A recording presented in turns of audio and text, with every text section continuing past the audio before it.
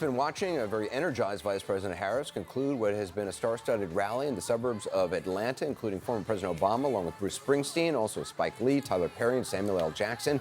The point, of course, to get Harris voters excited and out to the polls. Joining us now is Evan Perini, former Director of Press Communications for Trump's 2020 campaign, Jamal Simmons, former Communications Director of Vice President Harris, New York Times senior correspondent Maggie Haberman, author of Confidence Man, The Making of Donald Trump and the Breaking of America, and journalist Gretchen Carlson.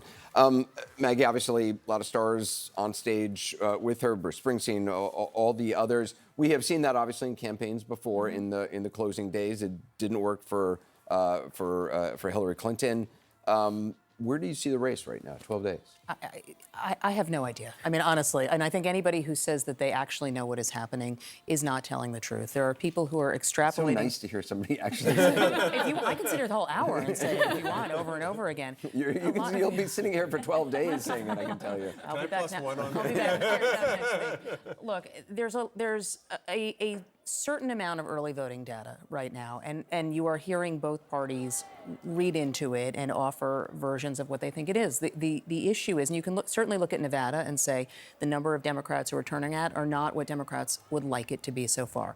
We don't know what that means in terms of, as we get closer to Election Day, whether there is going to be a rush of voters on Election Day. The same with Georgia. There's more Republicans than Republicans usually have in early voting. In 2020, Donald Trump told voters, don't vote early. You should go on Election Day. So I don't know if we are reverting to pre-COVID patterns or if every Democrat is voting Democratic and every Republican is. I have no idea where this race is. This was obviously a big night for Kamala Harris. I should note that I am an avowed Bruce Springsteen fan. I've been very public about that. So take that what you will. But she is trying to energize her voters to go out. Barack Obama remains the most popular Democratic politician out there. So I understand why she's doing this. Will it be enough? It may not be. It comes down to the candidates themselves. But this is where I see the race. Jamal, you worked with her. What do you see?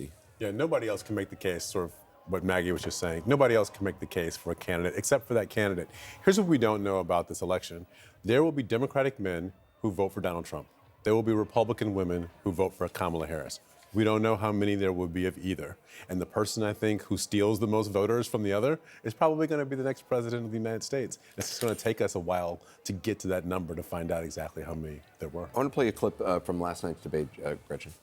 Town hall. Excuse me. Do you think Donald Trump is a fascist? Yes, I do. Yes, I do. And I also believe that the people who know him best on this subject should be trusted.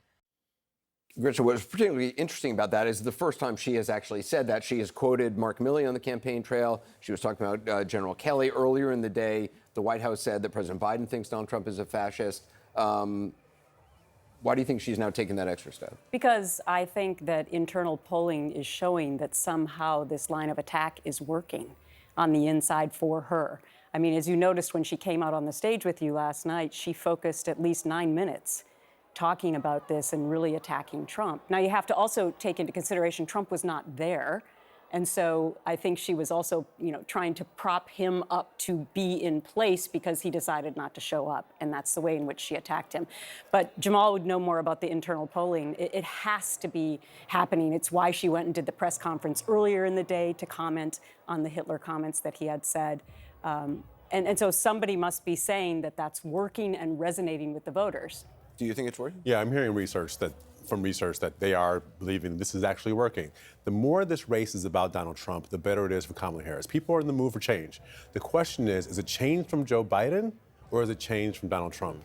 And the Kamala Harris team needed to be changed from Trump. That makes her the new way forward and the change candidate. I want to play something that former President Trump said at a rally today in Arizona, criticizing undocumented workers crossing over. We're a dumping ground. We're like a garbage can for the world. That's what's happened. That's what's happened to her. We're like a garbage can. Obviously, it's none of it is surprising. In other races, of course, that might be, considered calling America a garbage can, a dumping ground, calling people crossing over garbage. Where do you think the race stands? I think Maggie's right. I think there's no way to know at this point who is going to win. To her point regarding the Nevada numbers, Republicans are outpacing at a 2-to-1 rate right now for multiple days in a row. Again, early, 12 days left. Who knows what the final days look like? But we're also seeing more broadly nationally where women are outpacing men at voting at this point in the early vote.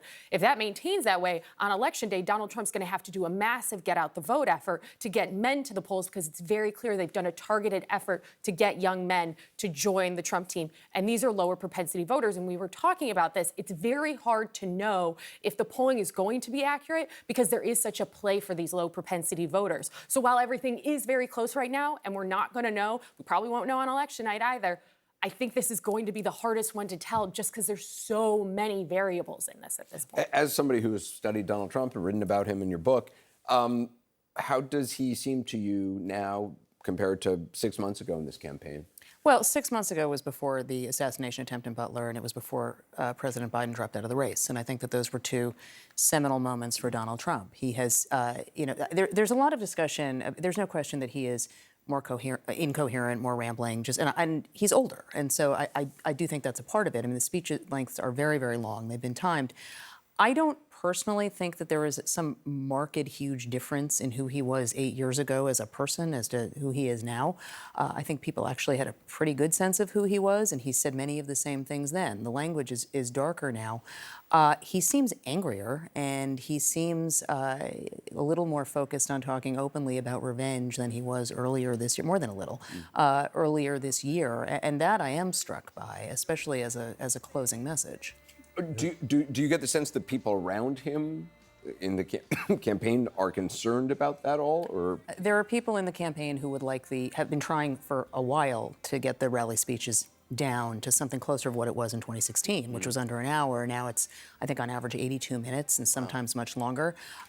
They're concerned about some of the rhetoric and whether it will turn people off. They have been this whole time. I mean, there are a lot of, I shouldn't say a lot, there is a segment of voters who clearly have made up their minds about Donald Trump. And so what the campaign needs is for them not to say, you know what, I have to go vote for Harris because I just can't sit on the sidelines. They need them to just not vote. But he's been talking like that for 8 years. That's my point. I agree. The point is, for an undecided voter, you're not really undecided. That's right. Because if his rhetoric has not turned you off up until this point after 8 years of it, then you're really not undecided. You're still wavering between potentially Trump and Harris, but he has not offended you with his rhetoric. I don't completely agree on that. I think there are people, I generally agree, but I do think there are people for whom I don't think we have long memories anymore. I do think a lot of people have some fondness for his presidency, which was the last time that pre-COVID they felt great in their lives. So I don't actually know that people necessarily remember every single thing that's happened. It's interesting to hear former President Obama tonight reminding people 1 million